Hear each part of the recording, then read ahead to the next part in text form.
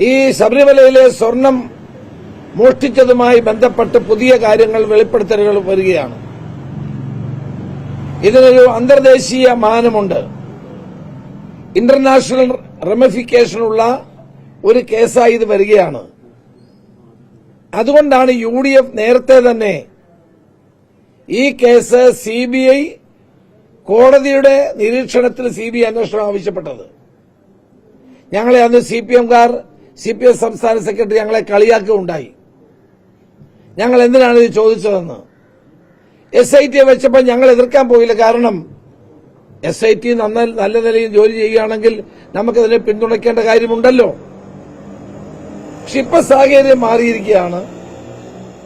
അന്താരാഷ്ട്ര ആന്റിക് സ്മഗ്ലേഴ്സിന് ഇതുമായിട്ട് ബന്ധമുണ്ടെന്നുള്ള വാർത്തകൾ പുറത്തു വരുന്നതോടൊപ്പം ഇതിന് അന്തർദേശീയ മാനങ്ങളുള്ളൊരു കേസായി മാറുമ്പോൾ UDF നേരത്തെ പറഞ്ഞ അന്വേഷണം ആയിരിക്കും ഇനി ഫലപ്രദമെന്നാണ് എന്റെ വിലയിരുത്തൽ.